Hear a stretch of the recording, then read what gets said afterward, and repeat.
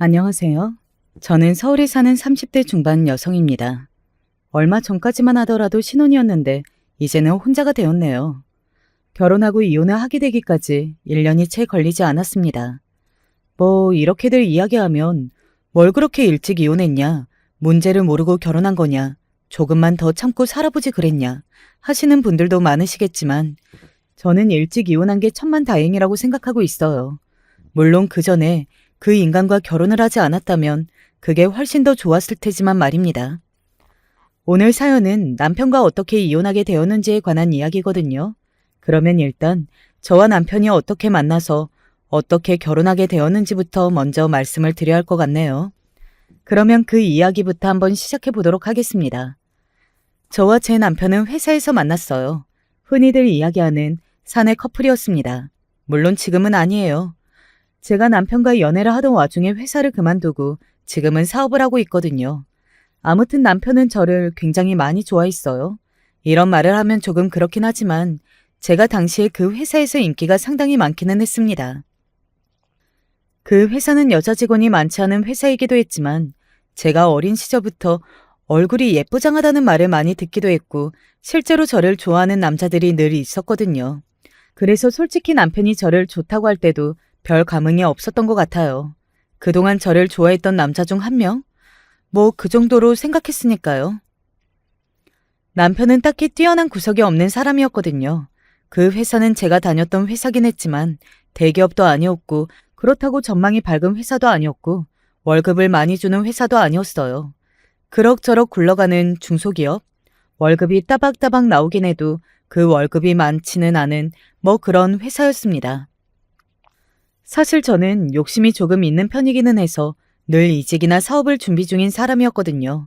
게다가 연애했던 상대방들이 다들 직업이나 인물도 괜찮았던 사람들이 대부분이었기 때문에 남편이 성에 차는 남자도 아니었고 말이죠. 그런 남자하고 연애하고 결혼하게 된 결정적인 이유는 남편의 그 지고지순함이었습니다. 남편은 거의 3년이 가까운 시간 동안 저를 짝사랑했어요. 최대한 저를 배려해주면서 말이죠. 뭐 10번 찍어 안 넘어가는 나무 없다. 이런 마음가짐으로 무턱대고 찍기만 했다면 절대 넘어가지 않았을 겁니다. 남편은 세심하게 그리고 배려하면서 저에게 꾸준히 자신의 마음을 알려왔어요. 안 챙겨주는 것 같으면서 은근히 챙겨준다거나 아무튼 그렇게 말입니다. 그리고 제가 남편에게 마음이 갔던 중에 하나는 어르신들에게 상당히 잘하는 예의 바름 때문이었어요. 아이고, 어르신, 여기 앉으세요. 저는 다음에 내려요. 알고 있었습니다. 남편은 30분은 더 가야 한다는 것을 말이죠. 그니까 이런 식의 남을 배려하는 말이나 행동 같은 것에 마음이 갔던 것 같아요. 그 전에 만났던 남자들은 능력이나 인물로는 남편보다 훨씬 더 뛰어났지만 그런 배려하는 마음이 부족했던 사람들이었거든요. 불같은 사랑을 한 건 아니었지만 남편을 만나는 내내 마음이 편했습니다. 이 이야기를 친구들에게 했더니 친구들이 이러더군요. 결혼은 그런 사람이랑 해야 하는 거야. 너를 편하게 해주는 사람. 맞아. 그리고 네가 좋아하는 것보다 너를 더 좋아해주는 사람이랑 해야 한다. 뭐 그런 말은 여러분도 많이 들어보셨을 걸로 생각합니다. 내가 좋아하는 사람 말고 나를 좋아해주는 사람이랑 만나는 게 좋다는 말입니다. 당시에 저는 남편이 제가 만났던 모든 남자 중에서 가장 저를 좋아하고 배려해주는 사람이라고 생각했고 그게 제가 결혼을 결심하는데 큰 역할을 했습니다. 그리고 제가 연애를 하면서 직장을 그만두고 개인 사업을 시작했었는데 그것도 옆에서 많이 응원해줬고 말이죠. 그 전에 남자친구들은 제가 꿈을 이야기하면 아직도 그런 허황된 꿈을 꾸냐고 말만 했었거든요. 물론 걸리는 점이 아예 없는 건 아니었습니다. 그날은 안 될 것 같아. 왜? 내 생일이잖아. 같이 놀러 가고 싶은데. 그날 엄마가 집에 좀 오라고 해서. 다음에 간다고 하면 안 돼? 엄마 말을 어떻게 안 된다고 해. 솔직히 조금 이해가 안 되기는 했어요.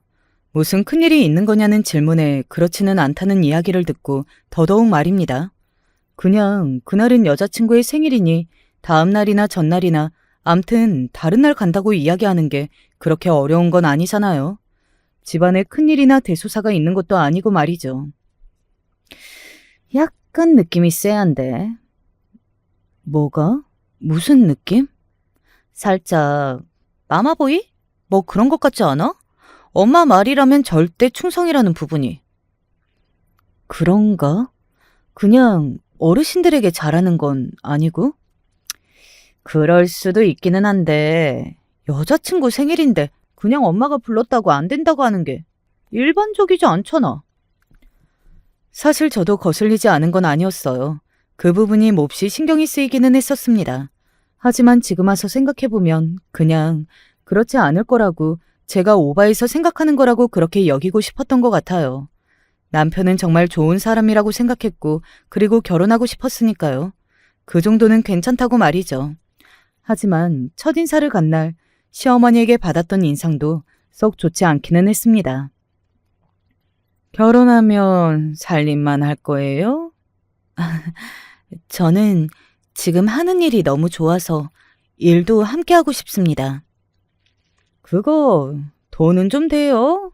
듣자 하니 쇼핑몰 같은 거 너무 많아서 다들 적자라고 하던데, 여자가 사업 함부로 하는 것도 신경 쓰이고. 나만큼 벌어. 그래? 당시에는 남편보다 조금 더 벌거나 비슷하게 벌고 있기는 했었거든요. 시어머니는 위아래로 저를 훑어보시더니 이렇게도 말씀하셨었습니다. 인물이 너무 반반하면 안 좋다고 했는데. 이세 생각하면 예쁜 게 좋지. 네 인물은 어디가 어때서? 아니, 그 말이 아니잖아요, 엄마. 남편이 중간에서 중재를 많이 하려고 하는 게 느껴지기는 했지만 기본적으로 저를 마음에 들어하지 않는 것 같은 느낌이 싫었습니다. 저도 어디선가는 귀한 딸인데 누군가가 마음에 안 들어한다는 게 유쾌할 리는 없잖아요. 그리고 제가 어디 흠이 있는 것도 아니었고 말이죠. 찝찝한 마음이 계속 있기는 했습니다만 그 결혼을 하게 된 가장 결정적인 이유는 바로 남편이었습니다. 정확히는 남편이 저희 엄마를 대하는 태도 말입니다. 부족한 저에게 따님과의 미래를 허락해 주셔서 너무 감사합니다. 로 시작하는 편지를 구구절절 적어서 저희 엄마 생신에 선물과 함께 보내왔었습니다. 엄마는 그 편지를 읽다가 눈물을 흘리실 정도였어요. 그 편지를 읽은 저도 감동의 눈물을 흘렸을 정도니까요. 그래서 그냥 생각했었습니다. 마마보이든 뭐든 이렇게 진심으로 어른들에게 잘하는 남자면 결혼을 해야겠다. 이 사람은 정말 좋은 사람이다. 라고 말이죠. 그래서 결혼을 준비하는 내내 시어머니가 저를 마음에 안 들어하는 기색을 보여도, 혹은 조금 무리한 요구를 하셔도 그냥 웃으면서 넘겼습니다. 그 시기에는 남편에 대한 신뢰가 너무 컸던 것 같아요. 뭐 이혼한 지금도 남편이 근본적으로 나쁜 사람이라고 생각하지는 않습니다. 다만 저에게는 나쁜 사람이었죠. 그렇게 남편과 결혼을 하게 되었어요. 그리고 첫 번째 난관은 생각보다 일찍 찾아왔습니다. 바로 이거였어요. 니들 신혼여행 가는데 나도 같이 가야겠다. 아니, 세상 천지의 아들 신혼여행 가는 데에 따라오는 시어머니가 어디 있느냐 말입니다. 하지만 자신이 한 번도 안 가본 곳이라며 가봐야겠다고 바락바락 우기는 시어머니에게 당해낼 재간이 없었어요. 무엇보다 저렇게 가시고 싶어 하시는데 같이 가면 안 돼? 아니, 다른 여행도 아니고 신혼여행이잖아. 신혼여행을 시부모님 모시고 가는 게 어딨어? 세상 사람들한테 다 물어봐. 나도 그건 아는데 내가 이대로 저런 어머니를 두고 가면 마음 편하게 여행을 못할 것 같아서 그래.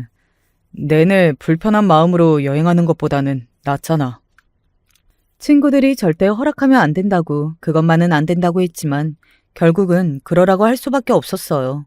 계속해서 저를 설득하는 남편과 우기는 시어머니, 두 사람의 각기 다른 공격에 버텨낼 재간이 없었습니다. 지금 와서 생각해보면 그때 끝내는 게 그래도 가장 빠른 길이 아니었나 싶어요. 정말 말도 안 되는 일이었는데요. 다시 생각해봐도 어이가 없고 기가 막혀서 웃음이 나왔네요.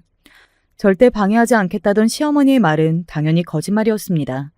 신혼여행 내내 저희 두 사람을 쫓아다니면서 이거 해달라 저거 해달라, 저기 가자 여기 가자, 정말 귀찮게 굴었어요.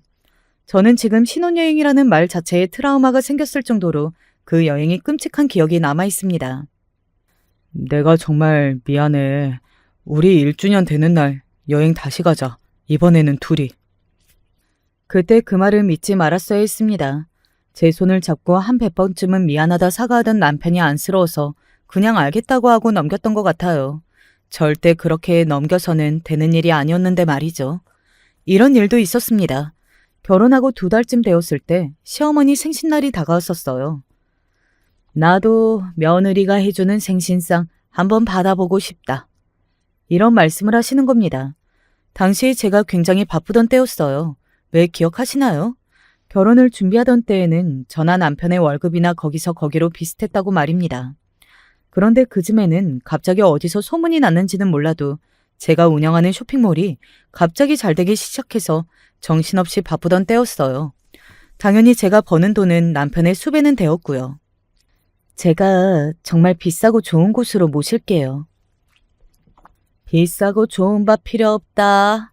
며느리가 해주는 밥이 먹고 싶대도. 정말 왜 저러시는지 모르겠다는 생각이 들더군요. 왜 며느리가 해주는 밥이 그렇게 드시고 싶으신 건지 정말 아직도 저는 잘 모르겠어요. 물론 직접 해주는 밥이 정성이 느껴져서 좋기는 할 수 있죠. 하지만 그럴 여건이 안 되었을 때 그런 걸 계속 요구하는 건 고집이고 아집인 거잖아요. 제가 그때 너무 정신이 없을 것 같아서 그래요.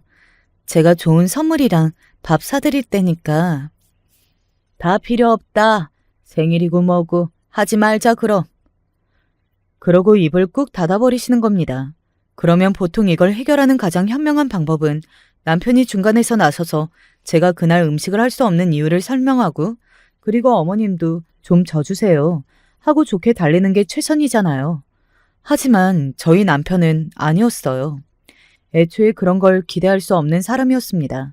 시어머니의 말이 곧 법인 사람이었으니까요. 한 번만 해주면 안 돼? 그날 정말 안 될 것 같아서 그렇다니까.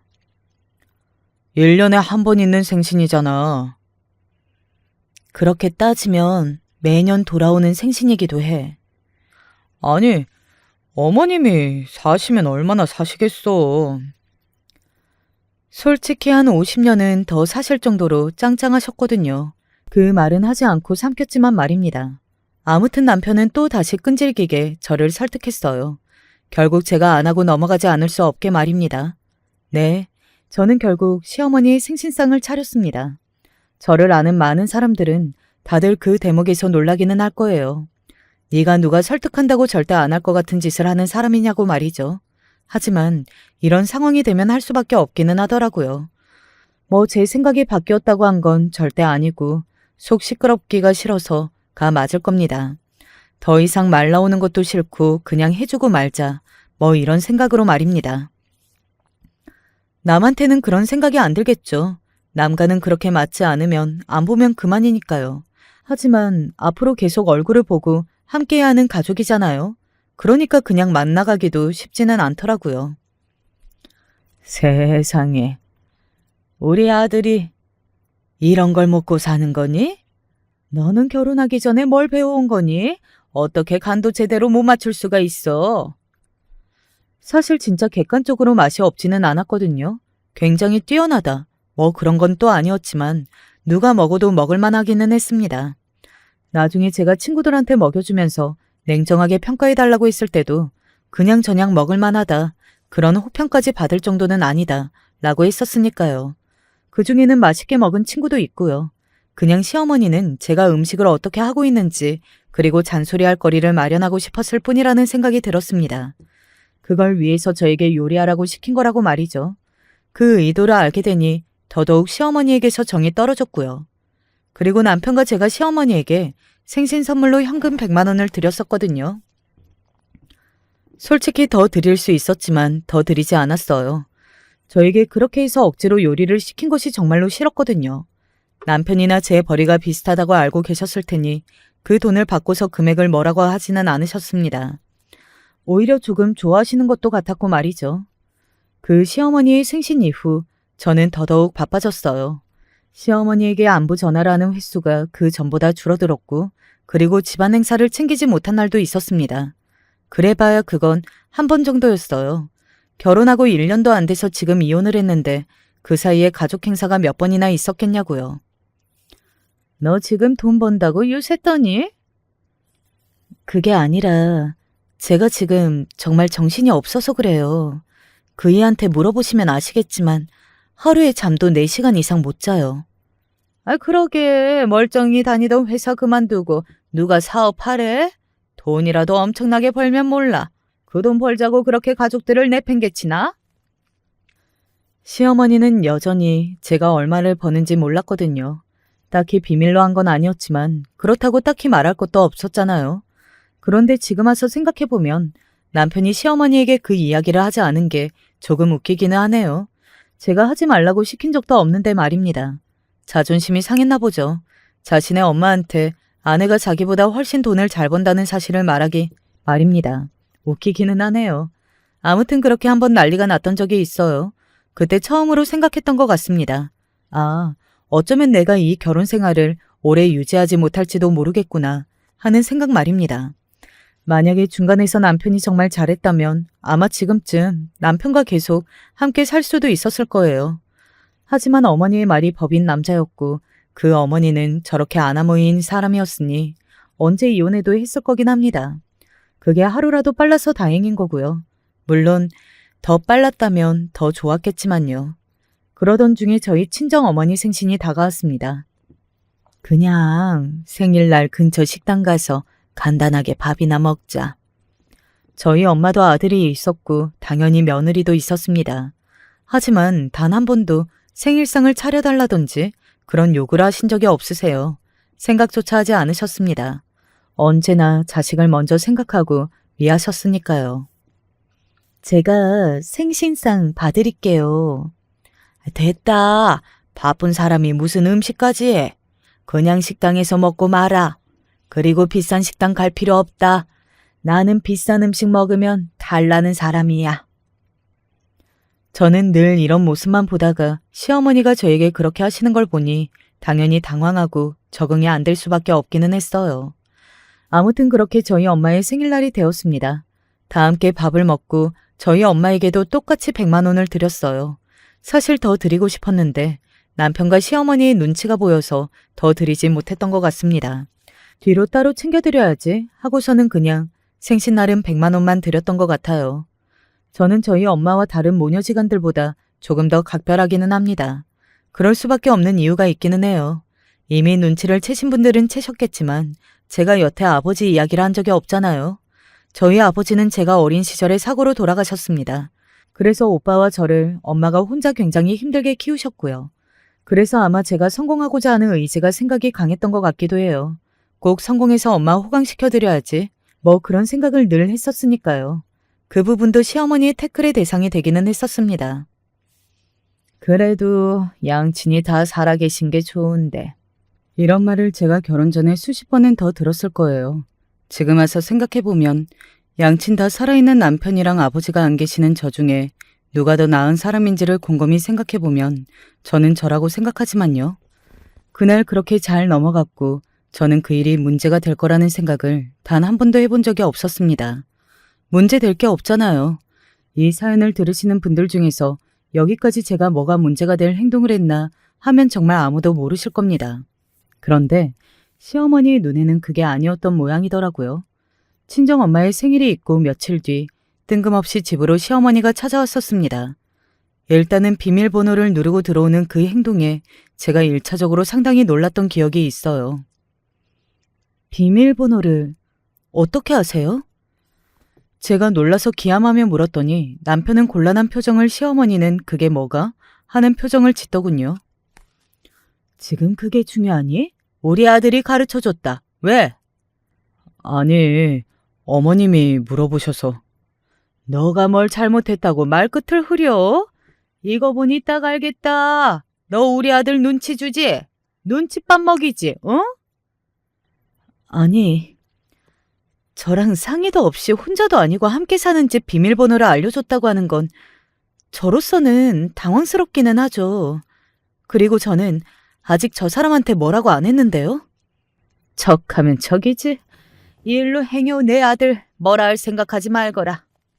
그렇게 말하면서 한참을 혼자 흥분을 해대다가 생각이 났다는 듯 다시 저를 험악한 얼굴로 보더군요. 그리고서는 소리를 질렀습니다. 너, 내 아들이 벌어다 준 돈으로 너희 어머니 용돈 준다며? 네? 그게 무슨 소리세요?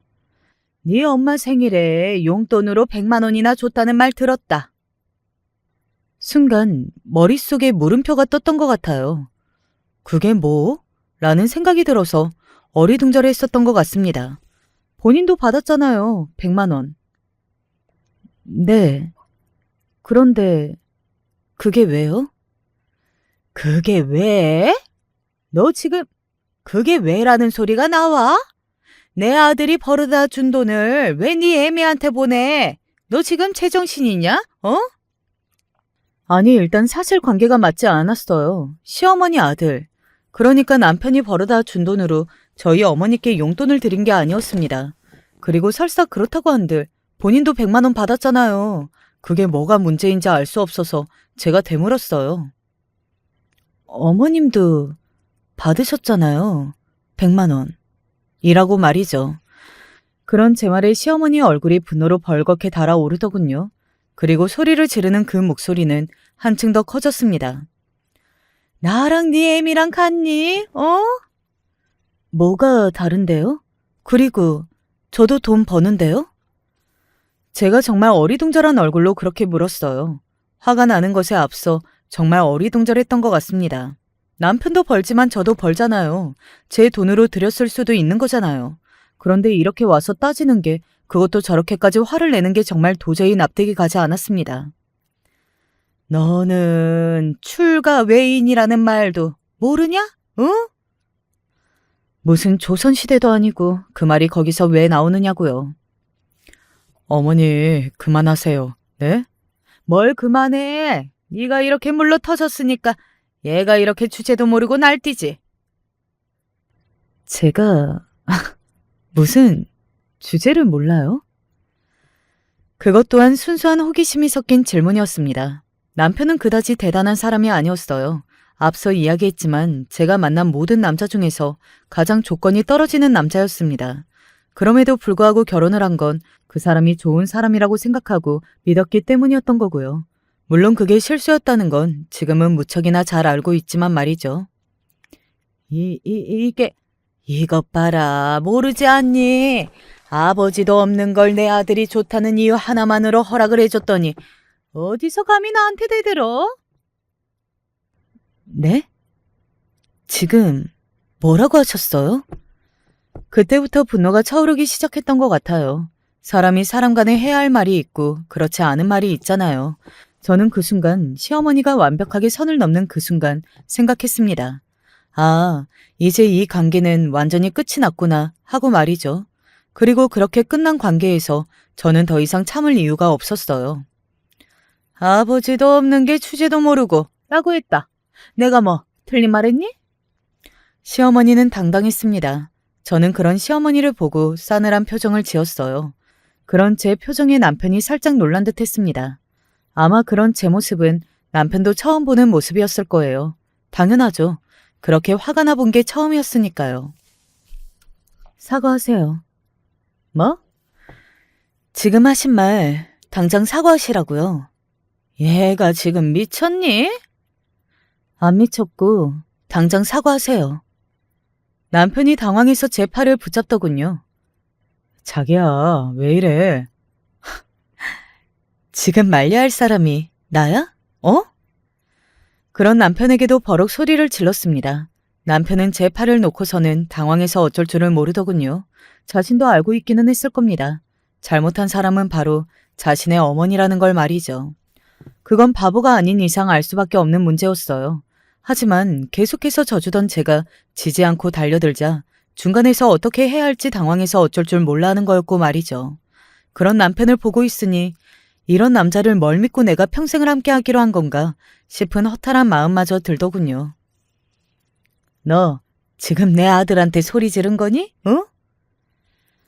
저 이제 어머니 아들이랑 안 살 거니까 소리 질러도 되지 않아요? 뭐? 시어머니가 순간 당황한 게 보였습니다. 처음 보는 모습이기는 했던 것 같아요. 그렇게 당황한 모습 말입니다. 그리고 놀라고 당황한 건 시어머니뿐만이 아니었어요. 남편 또한 그랬습니다. 굉장히 놀란 얼굴로 저에게 묻더군요. 당신, 그게 지금 무슨 소리야? 같이 안 살다니? 단어 풀이까지 해줘야 해? 나 너랑 안 살 거라고, 이제. 이혼할 거라는 말이잖아. 여보, 나 네 여보 아니니까 이제 여보라고 부르지 마. 시어머니가 바락 소리를 지르더군요. 아이고, 뭐 그런 소리 하면 내가 무서워서 납작 엎드려 사과라도 할 줄 알았니? 이혼? 그래, 해라 해. 너 같은 것보다 훨씬 좋은 며느리 볼 수 있으니까. 그리고 뭐 이혼하면 여자한테나 안 좋지. 남자한텐 그게 흠이니? 요즘 같은 세상에 여자나 남자나 이혼이 무슨 흠이라고 저한테 그런 협박성 말을 하는지도 웃기기는 했던 것 같아요. 그런 시어머니를 보며 제 할 말을 다 했습니다. 지금 와서 돌이켜 생각해보면 속은 시원해요. 할 말은 정말 다 했거든요. 어머니가 무서워서 납작 엎드려 사과하셔도 저는 이혼할 거고요. 뭐? 그리고 틀린 말 하나 정정할게요. 우리 엄마한테 준 돈, 어머니 아들 돈 아니에요. 내 아들 돈이 아니면?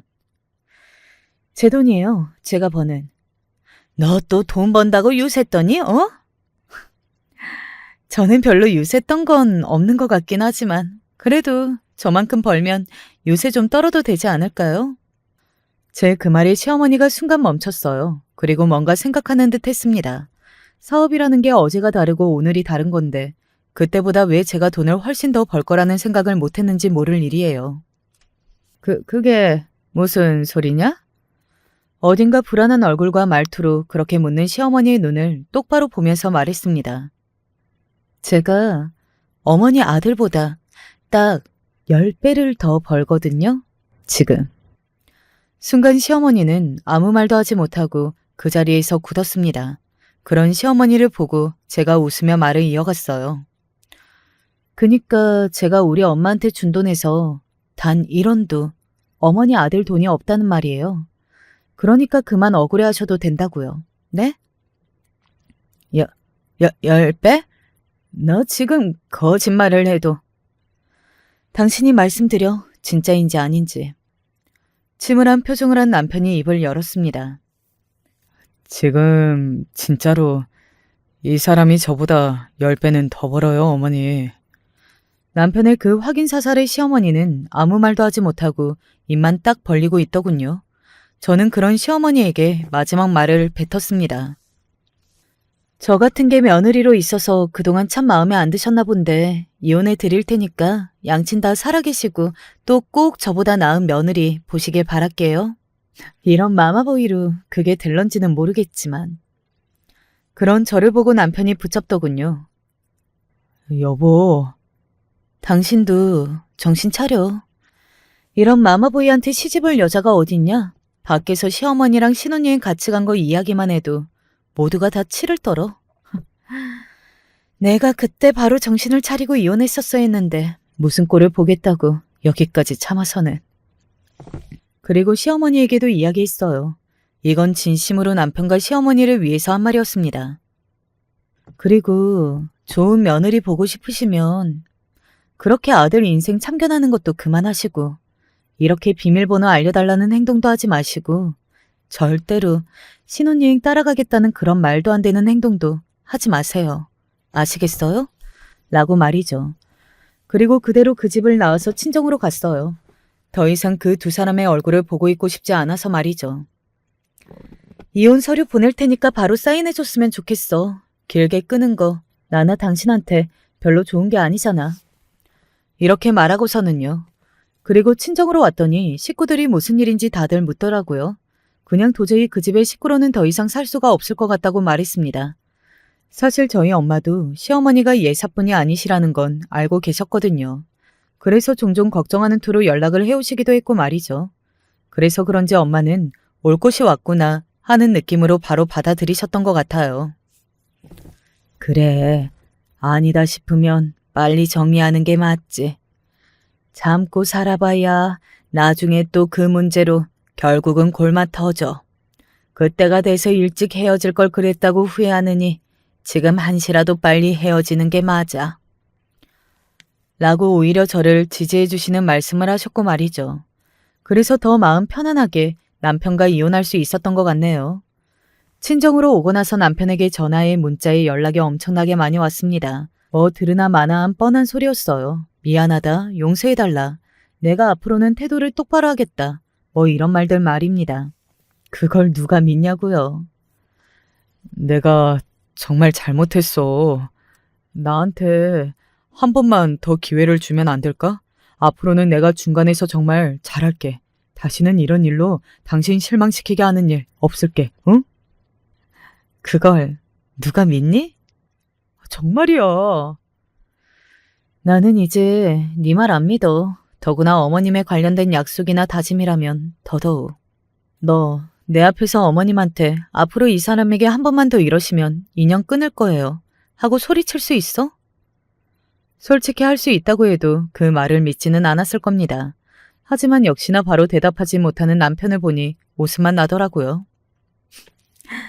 거봐, 너는 말이라도 그렇게 한다는 소리를 못하는 애야. 그런데 뭐? 중간에서 잘해? 진짜 지나가던 개가 웃겠다. 개소리 하지 말고 끊어. 여보, 자기야. 남편은 뭔가 더 말을 하고 싶어 하는 것 같았지만 그냥 그대로 끊어버렸습니다. 그리고 이혼 서류를 남편에게 보냈어요. 하지만 감각무소식이더군요.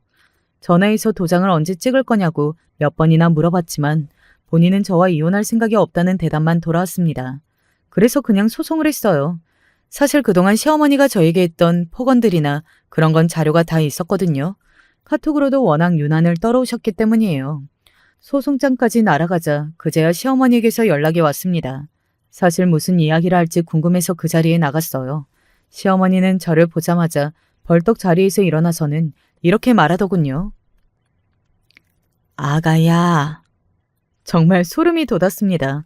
사람이 어떻게 저렇게 한순간에 변할 수 있는 건지와 내가 저 사람의 본 모습을 아니까 저러는 게 정말 소름이 돋더라고요. 사람에게 소름이 돋아본 적이 있으신가요?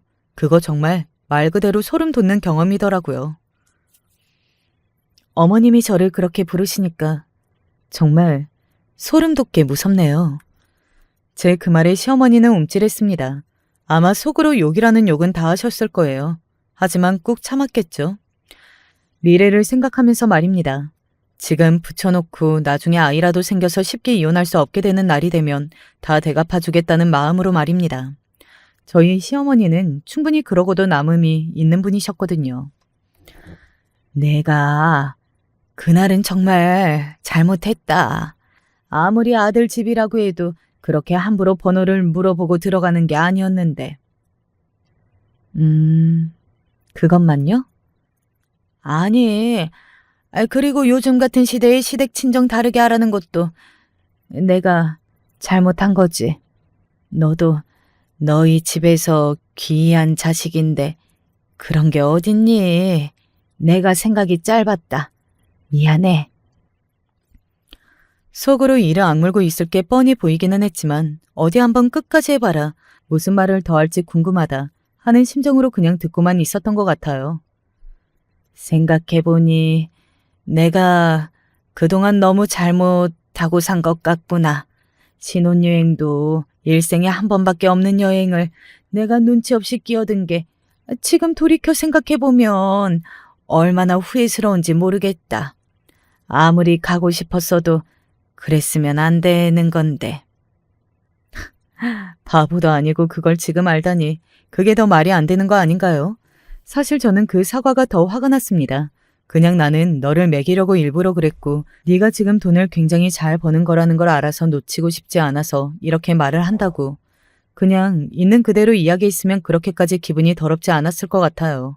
뭐 그런다고 해서 제가 용서하고 다시 살고 그러지는 절대 않았겠지만요. 그걸 누가 믿어요, 어머니. 눈치 없이 따라오신 게 아니라 일부러 저 기분 나쁘라고 따라오신 거잖아요. 차라리 솔직해지세요. 제가 멍청이도 아니고 남편처럼 어머니 말이라면 껌뻑 솟는 사람도 아닌데 그런 거짓말을 저한테 왜 하시는 거예요? 아니, 나는 정말 어머니가 아무리 그게 정말이라고 진짜라고 하셔도 저는 안 믿어요. 그러니까 그런 거짓말로 애쓸 필요 없으세요. 그냥 그 사람한테 가서 이혼 서류에 도장이나 찍으라고 말하세요. 소송까지 가서 험한 꿈을 보지 말고. 제 그 단호한 태도에 시어머니의 표정이 순식간에 바뀌더군요. 아마 알았을 겁니다. 그 어떤 말로도 제 마음을 돌릴 수 없다는 걸 말이죠. 그러니까 본심이 나왔을 테고요. 네가 우리 아들이랑 이혼하고도 잘 살 수 있을 것 같아? 네, 저는 무조건 더 잘 살 것 같은데요. 정말 1초도 뜸을 들이지 않고 나온 저의 즉답에 시어머니의 손이 분노로 부들부들 떨리는 게 보였습니다. 그만큼도 참지 못하면서 앞으로는 조심하겠다는 말을 어느 누가 믿을 수 있을까요? 우스웠습니다. 그냥 모든 게요. 아무리 세상이 좋아졌다고 해도 이혼녀는 이혼녀야. 그리고 너는 네 나이도 생각해야 하지 않니? 지금 누구 만나서 결혼하기 쉬운 나이도 아니고 그만 고집 부리고 현실적으로 생각이라는 걸 해. 그 지경이 되니 정말 저도 모르게 비웃음이 입을 비집고 나오더군요. 제가 픽 하고 비웃었고 그런 저의 모습을 본 시어머니의 표정이 살벌하게 굳었습니다. 결혼을 안 하고 평생 혼자 살았으면 살았지. 당신 며느리로는 안 산다고 말하는 거잖아요. 못 알아들으세요? 그리고 이혼녀가 뭐요? 요즘 세상에 그거 흠도 아니고 설사 흠이라고 해도 어머니 며느리로 사는 것보다는 100배 1000배 나을 것 같네요. 야 이년아, 내가 좋게 말했더니 못 알아들어? 어? 이봐, 이런 사람 말을 내가 어떻게 믿냐고. 야! 결국 시어머니는 제 머리채를 잡으셨습니다. 그리고 누군가의 신고로 저와 시어머니는 경찰서에 가게 되었고 말이죠. 저는 이럴 줄 알고 시어머니에게 아무런 행동도 하지 않았었거든요. 혹시나 나중에 다른 말을 할 걸 대비해서 손을 완전히 내리고 있었습니다. 그리고 그 결과는 한쪽의 일방적인 폭행으로 결론이 났고요. 이혼 소송장을 넣은 상태에서 그런 일이 일어났으니 소송의 결과는 끝까지 가보지 않아도 너무나 자명하게 나와 있었어요. 안 그래도 확실했는데 더더욱 확실하게 된 거죠. 그리고 제가 합의를 해주지 않으면 시어머니는 폭행으로 송치될 수도 있었고요. 당연히 그 엄청난 마마보이가 저에게 고개를 숙이고 들어올 수밖에 없는 상황이 만들어진 겁니다. 당신이 하자는 대로 다 할 테니까 어머니 문제 합의만 해줘. 이렇게 끝나게 돼서 나도 안타깝고 유감이라고 생각해. 내가 그동안 미안했어. 그리고 잘 살아. 다음에 만나는 여자는 이런 일 당하게 두지 말고. 그게 남편과의 마지막이었습니다.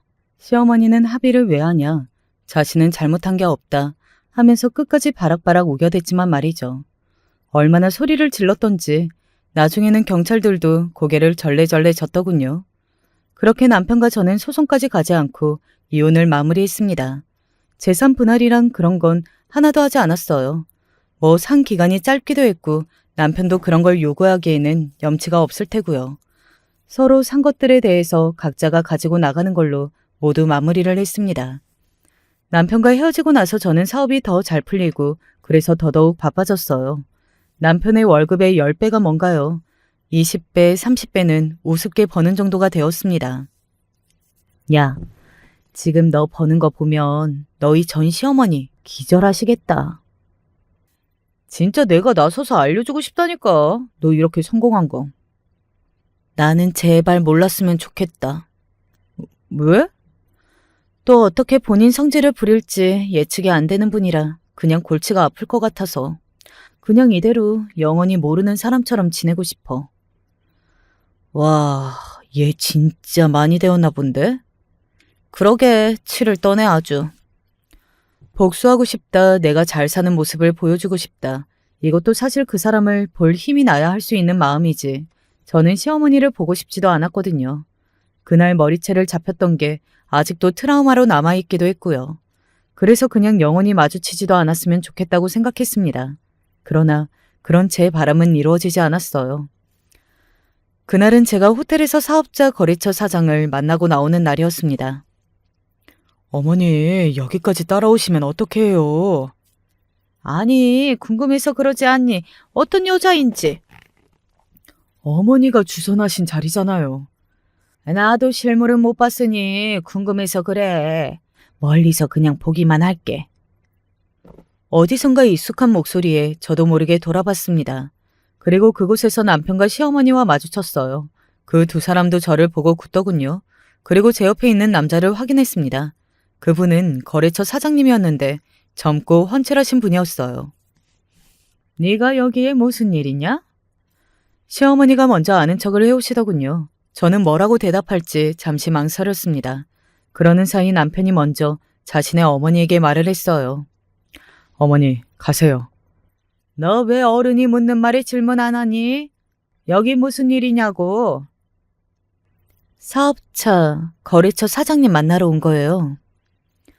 그냥 먹고 떨어지라는 투로 말했습니다. 그 사람들에게 그런 변명 아닌 변명을 하는 것조차 싫었지만 그냥 그렇게 해서 빨리 치워버리고 싶었습니다. 하지만 시어머니는 정말 상상 이상의 분이셨어요. 네가 사업차 누굴 만나고 그럴 주제가 된다고? 어머니, 그만하세요.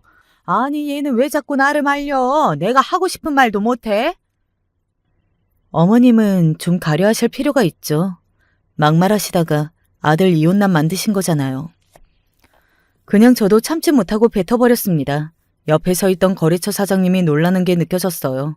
그분은 그게 웬 봉변이냐고요. 일하러 만난 건데 갑자기 그런 꼴을 눈앞에서 목격하다니 말입니다. 뭐?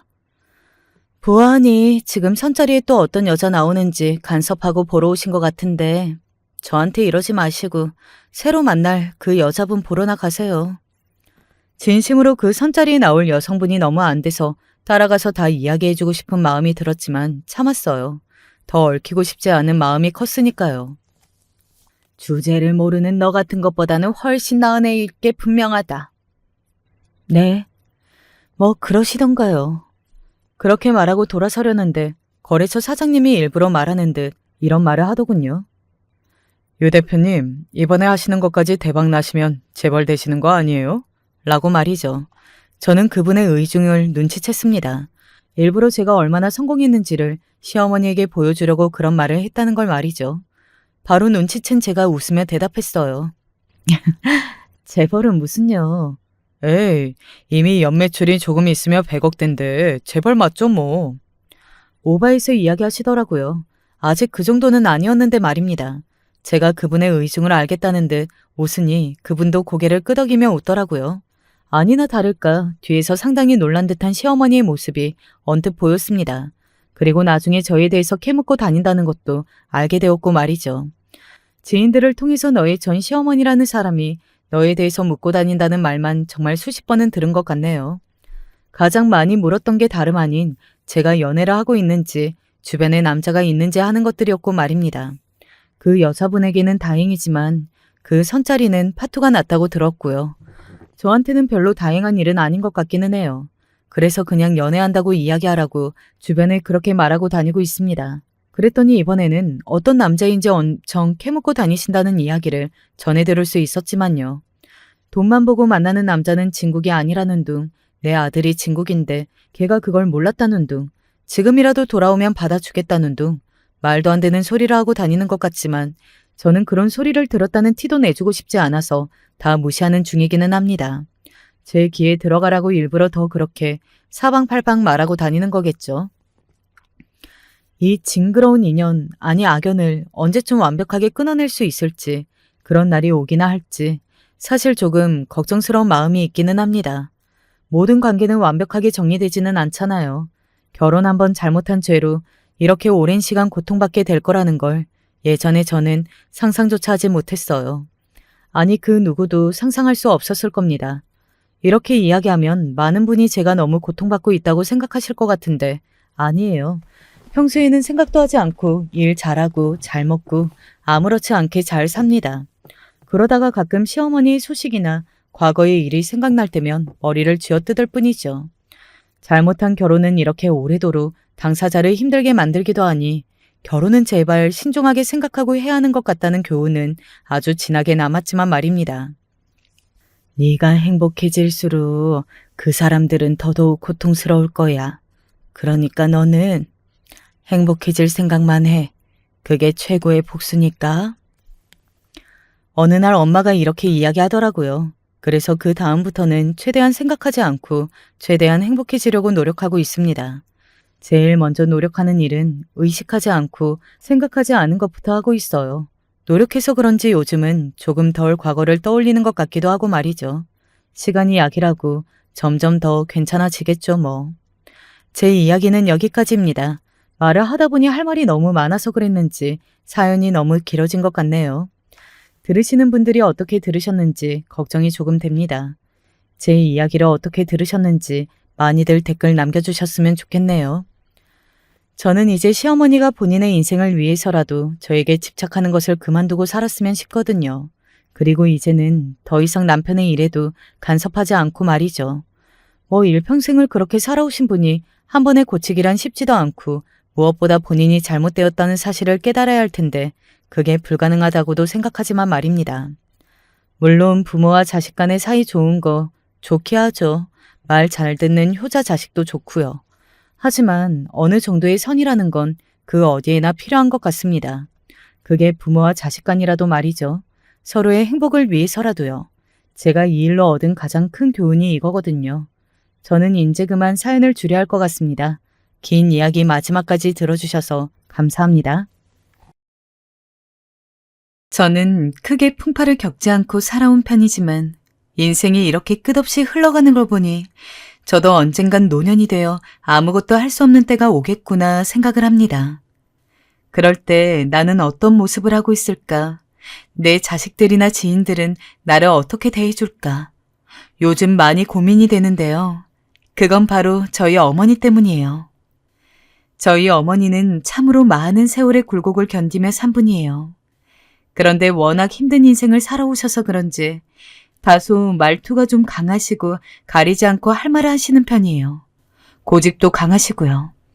그래서 자식들도 이런 자기의 어머니를 짠하게 생각하면서도 부모 자식 간의 충돌과 갈등이 계속 있었어요. 허나 저는 이 집의 막내 며느리로서 크게 어머니와 부딪힐 일은 많지 않았어요. 어머니는 이남 일녀를 두고 계셨고 큰아들인 아주버님을 무척 애지중지하셨어요. 본인을 쏙 빼닮은 아들이라 그런지 엄청 예뻐하셨고 그 밑으로 내려오는 딸인 저희 형님과 아들인 제 남편에 대해서는 그럭저럭 알아서 커가고 있으니 크게 신경을 쓰지 않으셨던 것 같아요. 또 제가 사실 어머님께 잘해드린 것도 있어요. 어머님 얘기를 듣다 보면 안쓰러울 때가 있었거든요. 아휴, 진이야, 넌 모를 거다.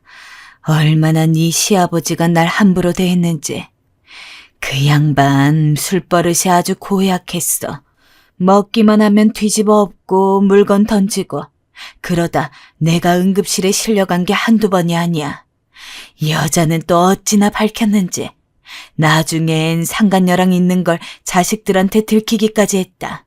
내가 자식들 볼 낯이 없어서 아휴 고개를 못 들고 다녔다.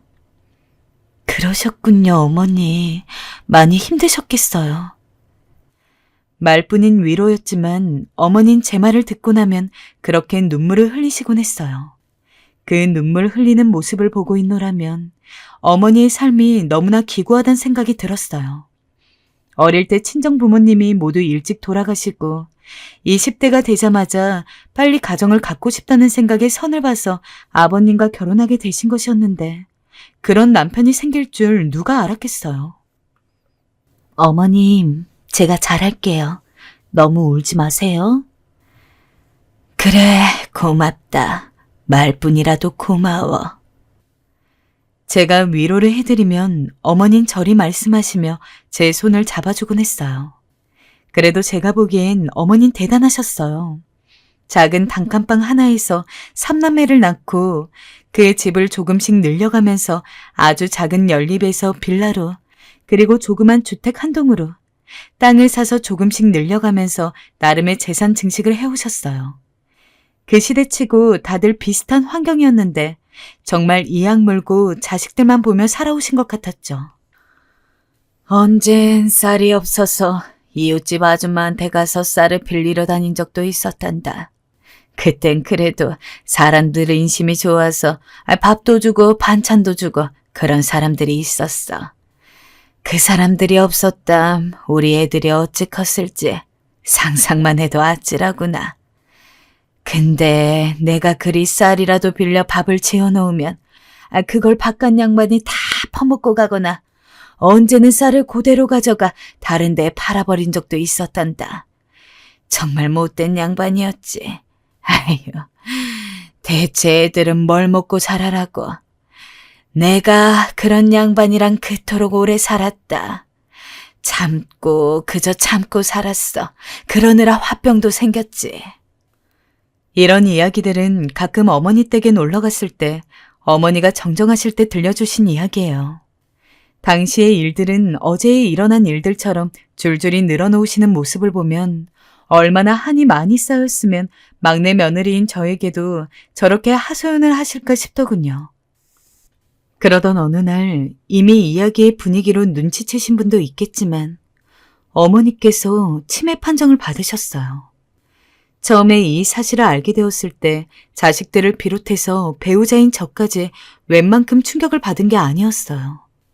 어머니도 견딜 수 없으셨는지 갑작스레 모든 것에 대한 원망을 늘어놓기 시작하시더군요. 내가 평생 니들 뒷바라지하다 고생만 하다가 이 지경이 되었구나. 인생이 허무하다 허무해. 이게 뭔 꼴이냐. 치매라니. 때 아닌 분노를 자식들에게 쏟아부으시는데 마음은 잘 알겠지만 저희도 정말 어쩔 도리가 없었어요. 어머니는 한참 동안이나 눈물을 쏟으시며 신세한탄을 하셨고 옆에 있던 저도 눈물이 맺혀 그만 숨죽여 울고만 있었습니다. 그런데 어머니께서 사랑을 많이 주셨던 아주버님을 보며 말하시더군요. 나 어디에 둘 거냐? 나 누가 보살펴 줄 거야? 어머님의 말씀에 공기가 차게 식었습니다. 그런데 그때 아주버님이 무겁게 입을 떼었어요. 엄마, 내가 모실게요. 내가 잘할 테니까 걱정하지 마세요. 아니다, 됐다. 니들한테 짐되고 싶지 않아. 정신이 있을 때 요양원에 가련다. 요양원에 보내다오. 아니에요, 엄마. 무슨 그런 말을 하세요. 제가 할게요. 아주버님은 저처럼 어머님을 많이 안쓰러워하던 분이셨어요. 그래서 평소에도 어머님께서 아프시면 자기가 보살피겠다고 형제들에게 말하곤 했어요. 형님은 당연히 좋아하지 않으셨지만 아주버님 뜻이 워낙 완강하셨죠. 역시나 아주버님이 그리 나오자 형님의 표정은 확 구겨졌고 조마조마하던 분위기에서 바로 숨 돌릴 틈도 없이 형님이 나서시더군요.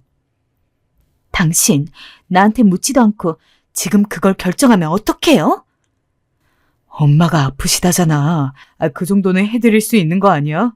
당신 그리고 이런 얘기를 왜 여기서 해? 생각이 있어 지금? 어머님, 죄송하지만 저희는 모시기 힘들어요. 야! 그렇게 때 아닌 부부싸움이 번지기 시작했고 전 이 참혹한 상황에서 어찌해야 할지 모르고 가만히 서 있었어요. 어머님 가슴 아픈 눈으로 이 모습을 보고 계셨고요. 그러다 어머니께서 갑자기 열이 오르셨는지 화를 내기 시작하셨어요. 그냥 요양원에 보내달라니까 왜 니들끼리 결정을 하려 들어. 요양원에 갈 거다. 니들한테 지면 안 된다고. 어머님의 말에 분위기는 순식간에 차가워지고 다들 할 말을 잃었어요. 허나 잠깐 정적이 잃었지만 그것을 곧 아주버님이 깨버리셨어요. 엄마, 우리가 모실 테니까 걱정 마세요. 당신도 얼른 일어나. 어머님, 짐 챙기러 가요. 더 이상 큰 싸움을 벌일 수 없어서 내린 결단이었겠지만 솔직히 제가 봐도 부부간의 협의가 안 된 건데 아주버님이 갑자기 결정을 하신 듯 했어요. 형님의 입장도 이해가 가고 장남으로서 자기를 그렇게 특별히 사랑해 주셨던 어머니가 절이 되셨다고 하니 착잡한 아주버님의 마음도 알 것 같더군요. 그렇게 해서 한동안은 별소리 없이 어머니는 모든 짐을 정리하고 집도 파시고 아주버님 댁으로 가서 잘 사시는 듯 했어요. 하지만 6개월이 채 되지 않아서 이 모든 흐름이 다시 원점으로 돌아가게 되었어요. 형님의 전화를 받고 정말 심장이 툭 하고 내려앉는 기분이 들더군요.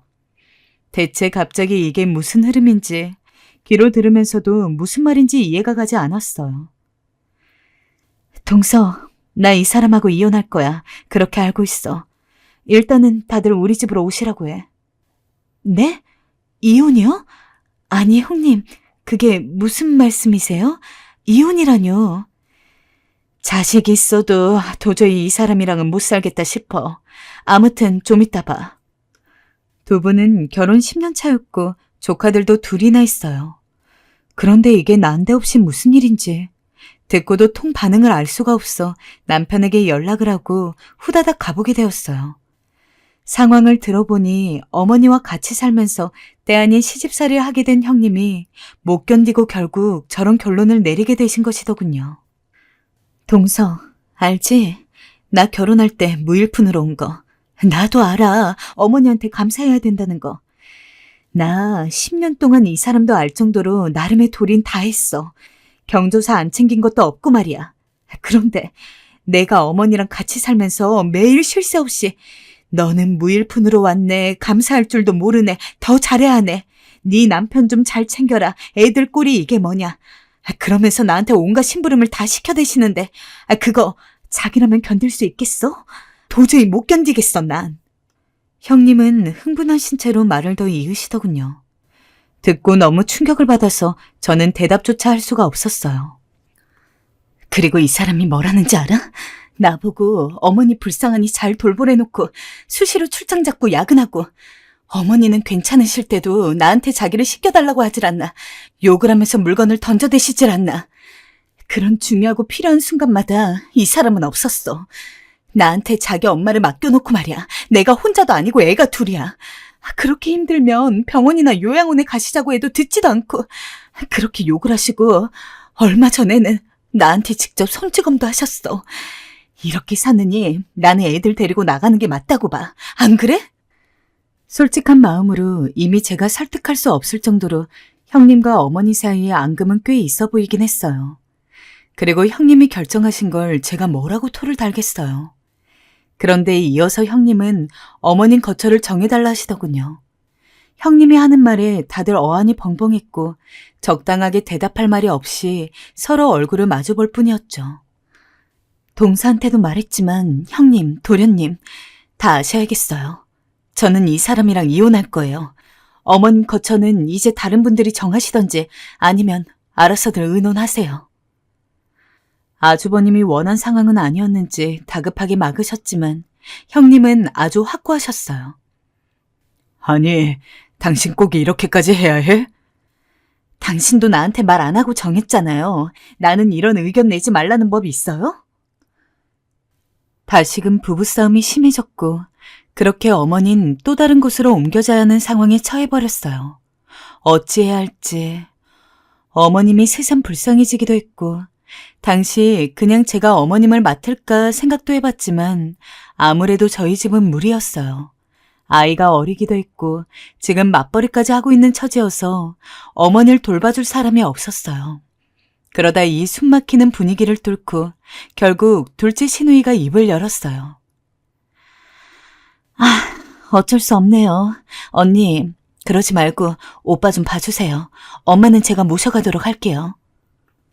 이렇게 일단락이 나긴 했지만 누구 하나 마음이 편치 않은 상태로 결론이 난 것이라서 다들 착잡한 상태로 모든 걸 옮겨가게 되었어요. 그날로 시누이의 집으로 옮겨가게 되시는 어머니는 그 순간에도 모든 게 서러우셨는지 얼마나 끄끄 흐느끼시던지 보는 내내 저도 묘한 감정이 들더라고요. 내 신세가 참 처량하다. 처량해. 짐에 걸린 것도 서러운데 참 의지할 곳이 일이 하나 없구나. 차라리 요양원에 갈걸. 어머님, 죄송해요. 제가 모셔야 하는데. 괜찮다. 니네 아이도 있잖니. 애도 어리고 네 상황 다 안다. 더 말 안 해도 된다. 솔직히 이혼 결정까지 가게 된 형님의 입장을 그 누구도 나무랄 수 없었어요. 남들이라면 모르겠지만 어머니의 그 기묘한 큰아들 사랑을 아는 우리 가족들 사이에선 안 봐도 뻔한 모습이긴 했어요. 얼마나 소갈이라고 모진 이야기들을 들었을지 이해가 갈 수밖에 없더군요. 반대로 막내 며느리인 저는 어머니가 상대적으로 크게 신경을 쓰지 않고 좀 거리를 두고 지내셨어요. 막내 아들이 늦게 결혼하기도 했고 어머니가 여러모로 경제적으로 여유가 있고 편할 때 얻은 며느리라 그런지 딱히 이렇다 저렇다 말이 없으셨는데 큰형님과는 서로 간에 상처가 많은 듯 했어요. 그러던 차에 슬슬 시간은 흘러가고 있었고 저도 얼마 지나지 않아서 곧 있게 되었어요. 가끔씩 시누이 집에 찾아가서 어머니께 선물을 드리고 오기도 하고 안부차 몇 번 전화를 드리기도 하면서 병환 상태를 여쭙는 정도로 지나가게 되었어요. 하지만 이 시기 또한 아주버님보다 조금 길었을 뿐 역시 결혼한 가정으로서 아이를 키우고 있었던 시누이 역시 쉽지 않았던 모양입니다. 얼마 지나지 않아서 아주 힘든 목소리로 가족 회의를 요청하시더군요. 이미 이때부터 감이 왔고 결국 이번엔 내 차례가 오겠다는 생각이 들었어요. 옳게 얼른 명진이랑 우리 집으로 와봐. 내가 좀 할 얘기가 있어. 가보니 상황은 참 녹록지 않아 보였어요. 어머니 방으로 내드렸던 방은 엉망이 되어 있었고 시누이도 어머니를 모시면서 보통 부부싸움을 한 게 아니었나 봅니다. 지칠 대로 지쳐 보이는 시누이의 말을 들어보니 딸이라도 저렇게 힘들 수 있겠구나 싶어서 한숨이 푹푹 나왔습니다. 우리 엄마 큰오빠밖에 없는 거 알지? 오빠한테는 찍소리도 못하면서 어쩜 나한테만 그렇게 막말을 해대는지 몰라. 솔직히 나 올케 언니 이혼한다고 할 때 너무 기가 막혔는데 지금 겪어보니까 우리 엄마도 좀 그래. 딸인 나도 이렇게 진저리가 나는데 말이야. 잘하면서도 오빠한테만 다 몰아서 해주고 말이야. 나도 모시고 싶어서 모신 거 아니라고. 근데 내가 모시고 있으면 엄마가 나한테 잘해줘야 하는 거 아니야? 세상에 아무리 아픈 사람이어도 그렇지 어쩜 그리 구박을 할 수 있어? 무슨 시댁살이가 따로 없어. 아무튼 나는 못 모셔. 난 포기야, 포기. 어쩌다가 상황이 이렇게 오게 된 건지 들어보니 어머니는 내내 있으면서 그렇게 불평을 해대셨고 평소에도 사이가 좋지 않았던 딸에게 자꾸 원망 섞인 소리를 하시고 짜증을 내게 일쑤셨나 봐요. 이런 말 하면 안 되는 거 아는데 나는 엄마로부터 그다지 정을 받아본 적이 없어. 맨날 오빠만 최고라고 그렇게 비교해대고 그게 싫어서 일찍 집 탈출하듯 결혼을 한 거였고 말이야. 그래도 엄마라고 짠해서 모셔왔더니 어쩜 그럴 수 있는지. 나는 여기까지가 최선이야. 이 이상은 못할 것 같아. 다들 어떻게 했으면 좋겠어? 명진아, 네가 모시면 안 되니? 역시나 시누이가 저희 부부를 가리켰어요. 이쯤 되니 저의 차례가 온 것 같아서 고민이 너무 많아졌어요. 이런 상태라면 우리 집에 와서도 못 견디실 것 같은데 말이에요. 저나 남편은 다른 가족들과 달리 어머니와 큰 트러블이 없었지만 줄줄이 상황들을 듣고 나니 자신이 없었어요. 그런데 저번과 달리 이번에는 한쪽 구석에서 잔뜩 웅크리고 고개도 못 들고 계시는 어머니를 보니 너무 마음이 안 좋더군요.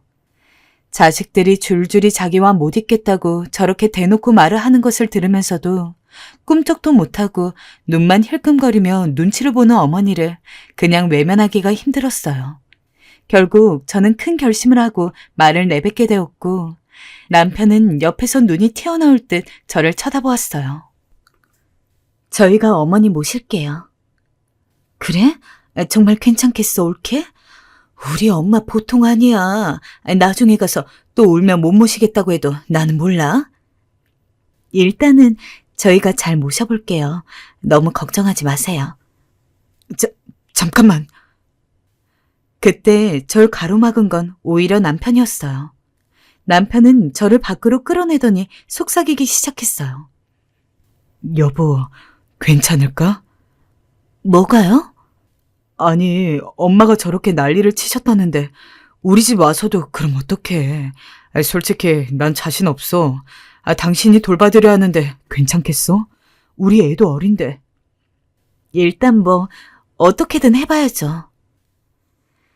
걱정이 안 되었던 건 아니에요. 하지만 외면할 수 없었고 어머니를 방치할 수도 없었어요. 그래도 한때 저 챙겨주시고 살뜰하게 대해주셨던 시어머니인데 효부 며느리까지는 아니더라도 도리는 하고 싶었어요. 그렇게 해서 방 하나를 내드리고 모시게 되었어요. 앞서 이야기 듣던 대로 많이 행동이 과격하시거나 하면 어떡하나 싶어서 내심 걱정을 했는데 생각보다 어머니는 조용히 지내셨어요. 저도 출퇴근을 하는 입장이었고 정말 필요하다면 간병인이라도 쓸 생각이었어요. 홈 카메라를 설치해두고 보고도 있고 틈틈이 전화도 자꾸 드렸는데요. 그때마다 어머니는 괜찮다고 하시더군요. 나는 괜찮아. 너 일해라. 신경 안 써도 된다. 어머님, 조금이라도 불편한 거 있으시면 말씀해 주세요.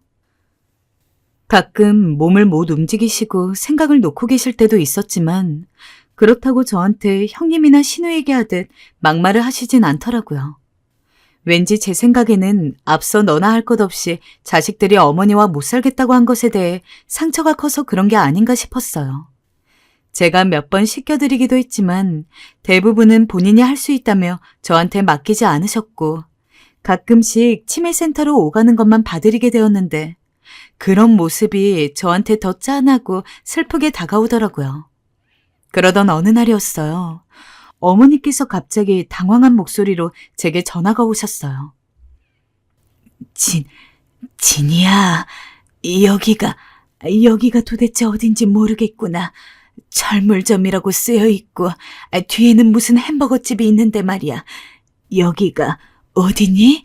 집을 못 찾겠어. 어머니, 잠시만 기다리세요. 제가 갈게요. 당황한 어머니 목소리를 들으니 저까지 심장이 쿵쿵댔어요. 혹시나 사고라도 날까봐 저는 어머니께 어디 가지 말고 그 자리에 있어달라 했고 빠르게 회사에서 나와 어머니를 찾으러 갔습니다. 어머닌 절 보자마자 안심이 되셨는지 그만 눈물을 터뜨리며 자리에서 주저앉으셨어요. 진아, 왔구나. 고맙다. 고마워. 어머니 많이 놀라셨죠? 저 잡고 일어나 보세요. 걸으실 수 있겠어요? 허나 어머니께선 말과 달리 걸음도 제대로 하지 못하셨어요. 정말 놀라고 당황하셨는지 등엔 식은땀이 축축히 배어 있었고 손과 발이 부들부들 떨고 계셨어요. 이대로는 집까지 갈 수 없겠다는 생각이 들어 전 어머니와 함께 그날 택시를 타고 집으로 돌아와야 했어요. 어머니께선 계속해서 택시 안에서도 울음을 참지 못하고 흐느끼셨어요. 그런데 우는 것조차 민폐라 생각하신 건지 그냥 조용히 눈물을 떨구고 계시는데 그 모습을 보니 가슴이 다 미어지더라고요. 이후로는 아무래도 마음이 놓이지 않아서 현재 상태가 그렇게 심한 것은 아니니 간병인을 요청하게 되었어요. 그렇게 시간이 꽤 지나게 되었는데 그간 형님이나 시누이는 한 번도 전화하지 않더라고요. 여보, 형님한테 전화가 안 오네. 다들 어머니가 궁금하지도 않으신가 봐. 아휴, 그러게. 어머니가 어제도 넌지시 물어보던데 뭐라 답해야 할지. 네, 저도 그분들이 연락 한 통 없는 거 어쩔 수 없다고 여기면서도 실망하시는 어머니 모습을 보니 마음이 또 그렇지 않더군요. 그러다 어머님의 속마음을 알게 된 사건이 하나 있었어요. 치매도 치매이지만 어머님의 상태가 뭔가 좀 일반적이지 않게 흘러간다는 느낌이 들었어요. 어디까지나 꼭 치매라는 병 때문이 아니라 마음의 문제로 힘들어하시는 것 같다는 생각이 들었거든요. 글쎄, 밤마다 어머니 방에서 이상한 소리가 들리는 게 아니겠어요? 저만 들은 게 아니라 남편도 같이 들었기 때문에 어느 날은 동시에 일어나서 서로를 마주 보았어요. 방금 무슨 소리 들었어? 둘 다 바로 뛰어가서 방문을 열어보았는데 저는 그 모습이 너무 애처로워서 마음이 쓰려왔습니다. 어머니가 완전히 애 같은 얼굴을 하고 무릎을 파묻고 앵앵거리며 울고 계시는 게 아니겠어요? 어머니, 왜 그러세요? 어디가 불편하세요? 눈물 콧물 범벅이 된 얼굴로 저희 부부를 돌아보는 어머니는 듣기에 너무 가슴이 아프다 못해 쓰린 말들을 하시더군요. 애들이 나를 버렸어. 내가 그렇게 강진이를 이뻐했는데, 미정이는 첫딸이라 얼마나 이뻤는데 나를 버렸어. 얘들아, 내가 뭘 그리 잘못한 거니? 내가 뭘 그리 힘들게 한 거니? 정말 보고 있기가 괴로울 정도로 그렇게 흐느끼며 우시는데 그 모습을 본 남편도 못 견디겠던지 그대로 거실로 나가더군요. 아마 마음이 많이 힘들었을 거예요. 자식들과 쌓여있는 응어리가 뭔지는 알겠지만 홀로 집안을 일으키고 자식들을 키우고 평생을 남편에게 그렇게 당하시고 보내고 난 뒤에 겨우 자기의 삶을 찾게 되신 어머니. 그런데 그걸 누려보기는커녕 치매라는 선고를 받으셨으니 얼마나 모든 게 암울하게 느껴지셨을까요? 그런 와중에 자식들은 서로 모시기 싫어하고 가서도 천덕꾸러기 취급을 받으며 쫓겨나게 되셨으니 모든 게 괴롭고 힘드셨을 것 같아요. 우리 집에서도 너무 눈치를 보고 계시는 건 아닐까 싶어서 여러모로 마음이 답답하더군요. 그날은 그렇게 말없이 어머니를 안아드리고 괜찮다고 말씀을 드렸어요. 허나 어머닌 이후로도 한동안 계속 못 주무시고 새벽에도 우시고 읊조리는 게 느껴져서 저도 몇 번이나 자다 말고 남편과 함께 건너가서 안아드리고 있어요. 돌아가신 저희 할머니도 치매로 가셨기 때문에 왠지 그 생각도 나고 여러모로 마음이 짠해오더라고요. 그 뒤 저는 더욱 어머니께 잘해드리기 시작했어요. 어머님, 이거 어머님 좋아하는 홍시인데 한번 드셔보세요. 아이고, 뭐 이런 걸 다 돈 주고 사왔니? 어머님 생각나서 안 사올 수가 있어야죠. 얼른 드셔요.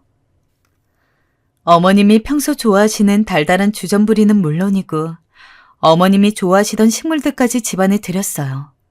남편도 식물이라면 벌레 생겨서 싫다는 양반인데 어머님 위에 준비한 걸 아니까 아무 말 않고 잘 돌봐주더군요.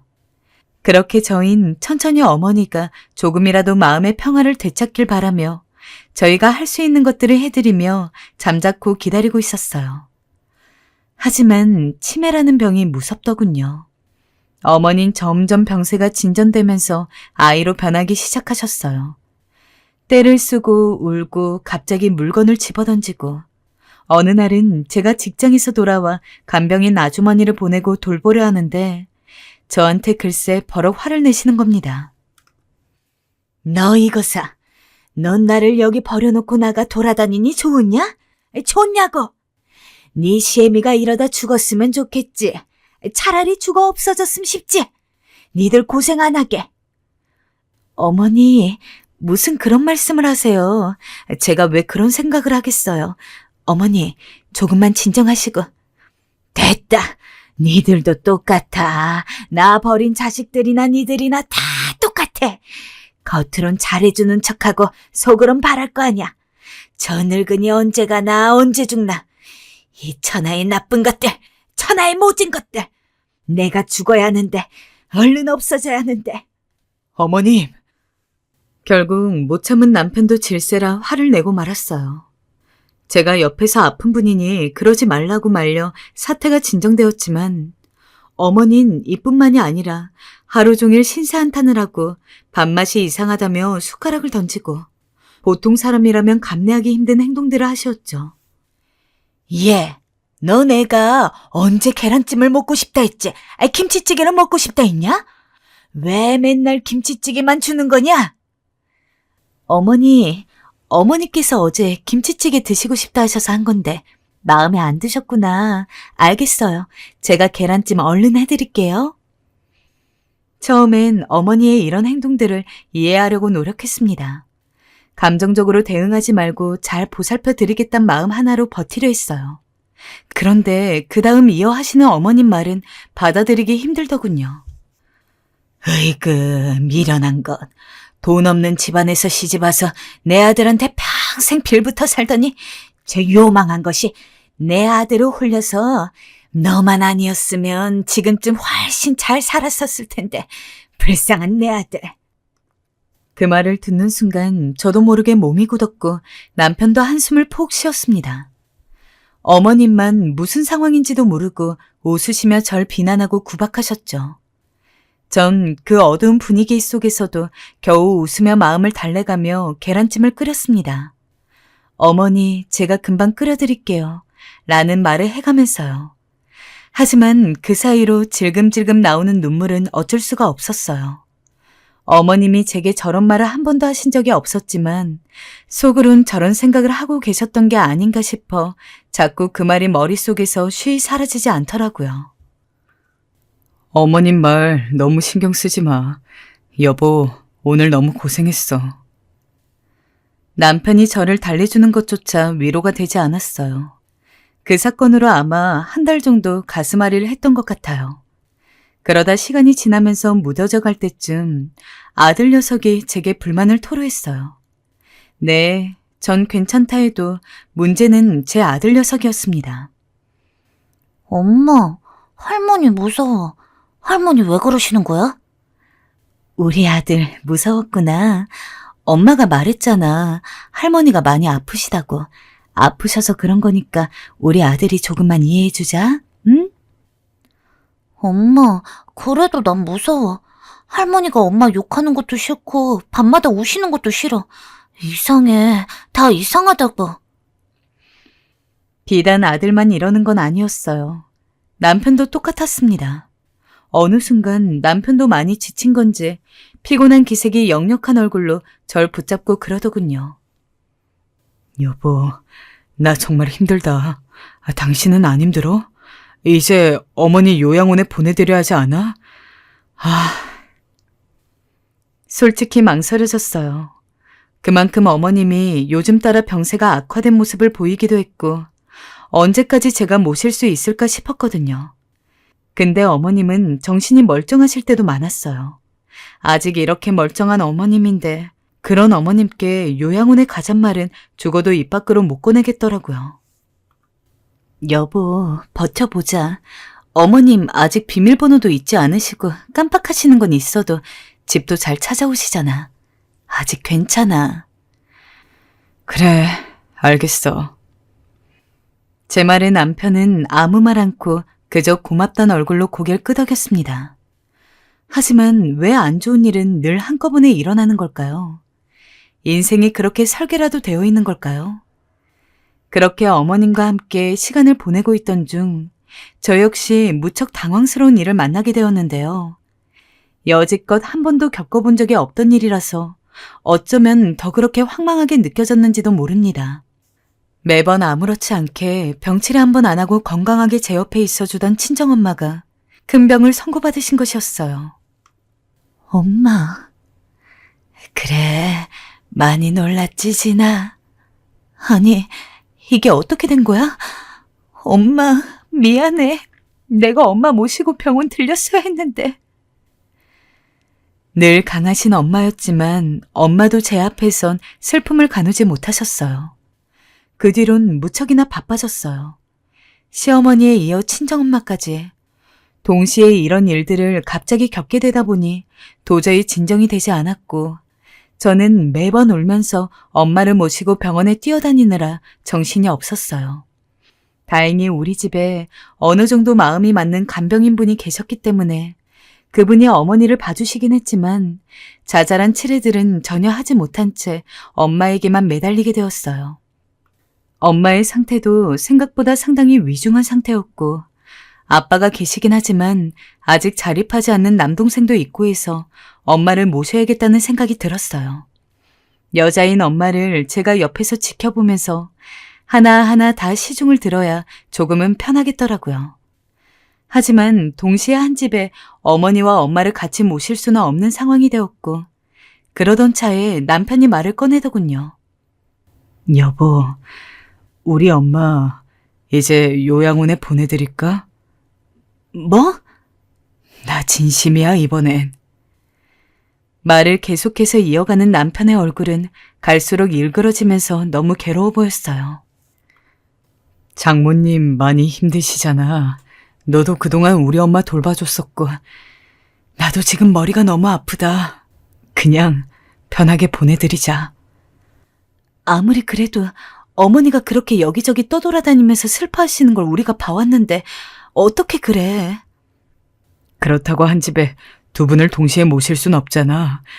어쩔 수 없어. 선택을 해야 해. 안 돼. 나는 그렇게 못해. 일단 신우이한테 연락해볼게. 모르겠습니다. 저도 정신이 없던 와중이었는데 시어머니만큼은 요양원에 보내기가 무척 망설여지더라고요. 그래서 어쩔 수 없이 신우에게 연락을 했어요. 이혼을 얘기했던 형님에게는 차마 전화를 드릴 수 없겠더군요. 그런데 신우이의 입에서 나온 말은 가히 충격적이었고 여지껏 보지 못했던 모습에 저는 너무 놀라서 손이 달달 떨렸어요. 올케네 어머니 요양원 가시면 안 되는 거야? 그렇게 많이 아프셔? 그럼 우리 엄마는 누가 봐줘? 네? 뭐라고요? 본인도 싫다며 반년 만에 쫓아내겠다는 어머니를 우리가 모셔와서 1년이 넘게 봐드렸는데 내 엄마가 너무 아파서 치료 기간만이라도 봐달라는데 이렇게 내치다뇨. 그러면서 하는 말은 정말 어이가 없더군요. 원래 그 또래 어른들 다 지병은 있는 거야. 너무 호들갑 떨지 말고 병원 좋은 데 한번 알아봐. 내가 알아봐줘? 우리 엄마 치매인데 올케네 아니면 누가 봐줘? 나도 그래서 안심하고 있었는데 말이야. 한 번도 연락도 안 하고 들여다보지도 않았으면서 어쩌면 이렇게 쉽게 저에게 그런 소리를 할 수 있는 걸까요? 이렇다 싶게 아무 말도 못하고 전화를 끊었지만 도저히 마음이 진정되지 않았고 남편에게 이 부분을 이야기했어요. 그랬더니 남편이 결국 견디지 못하고 자기 누나에게 전화를 걸었고 고래고래 소리를 지르며 난리를 치더군요. 누나, 어떻게 그럴 수 있어? 형수님도 못 모시고 누나도 싫다는 거 내 아내가 모셔왔으면 고마운 줄 알아. 솔직히 엄마가 누나한테까지 쫓겨나와서 얼마나 슬퍼했는지 알아?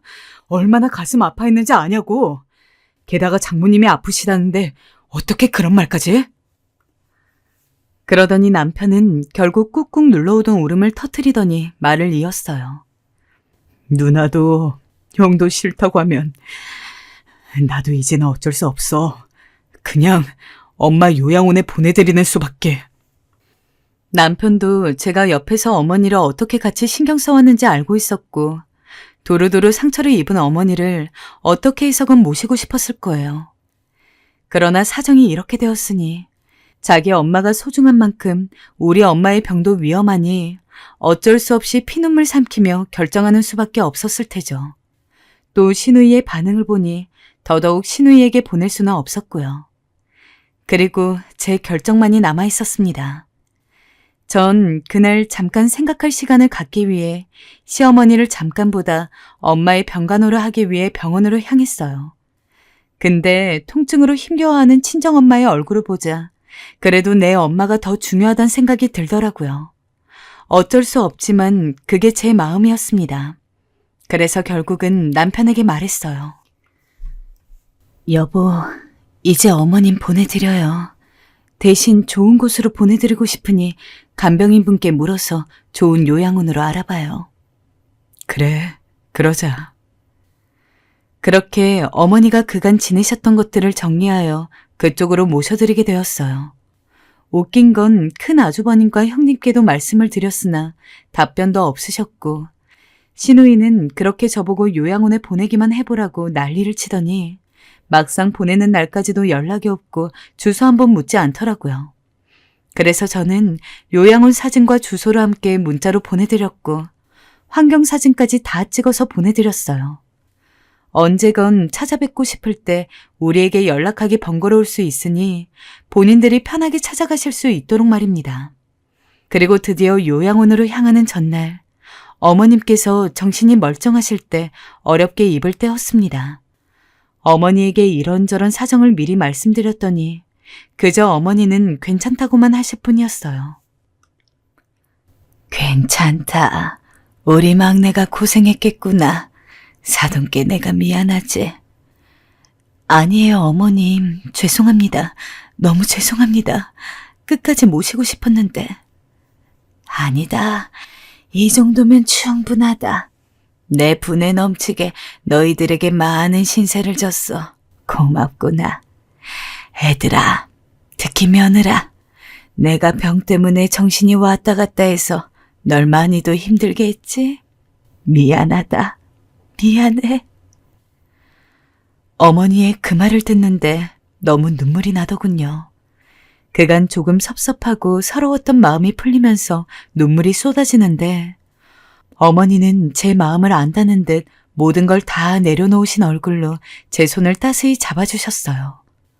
우리가 모실 수 없다는 것이 얼마나 괴롭던지 우리 손으로 어머니를 이렇게 보내드려 한다는 것이 너무 죄스러웠어요.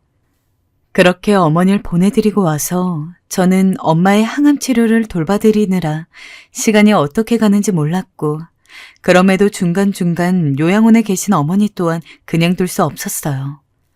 남편과 주에 한 번씩은 꼭 들렸고 지난 어버이날에도 들렸습니다. 어머님, 저희 왔어요. 아이고, 우리 며느리 왔구나. 오는 길 힘들지 않았니?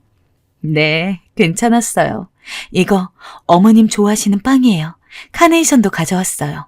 예쁘죠? 너무 예쁘구나. 예뻐. 다행히 어머니께선 아직까진 저희를 알아보셔서 가면 오순도순 얘기도 나눌 수 있었고 어머님 안부도 물어드릴 수 있었어요. 어머님의 좋아하시는 얼굴을 보니 제가 다 행복하고 마음이 놓였죠. 하지만 요양원에 물어보니 역시나 큰 아주버님이나 시누이는 다녀간 적이 한 번도 없었고 찾아온 건 보호자로 등록되어 있는 저희밖에 없었더군요. 요양원으로 모신 지 3개월이 넘었음에도 불구하고 한 번도 들려보지 않다니 형님은 그렇다 치고 자식인 아주버님과 시누이는 정말 너무하다는 생각이 들었어요. 가는 길에 어머니가 즐겨 드시던 과자와 빵, 어머니께서 집에서 지내실 때의 사진도 출력해가고 손편지도 써서 가져갔어요. 그런데 이때 어머니가 하신 말씀은 어머니 입장에서는 그렇게 하실 수밖에 없는 말씀이셨지만 제겐 이 말이 얼마나 서글프게 들렸는지 모릅니다. 우리 막내 며느리가 내 새끼들보다 낫구나. 고맙다. 고마워.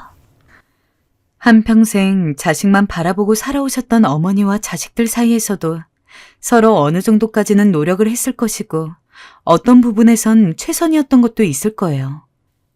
허나 그럼에도 불구하고 끝은 이렇게 무겁고 결국 부모인 어머니가 모든 걸 다 감당하고 저렇게 쓸쓸히 계시는 모습을 보니 인생사란 참 무엇인지 모르겠습니다. 나중에 저도 이런 복잡한 관계에 대해 이해하게 되는 날이 올까요? 부모 자식 사이와 노년이라는 단어의 사이는 저마다 메울 수 없는 어떤 큰 틈이 있는 것 같다는 생각이 들어 마음이 씁쓸해지는 오늘이네요. 지금까지 제 이야기 들어주셔서 감사하고 혹시나 요양원의 부모든 조부모이든 가족을 두신 분이 계시다면 모두 힘내시길 바랍니다.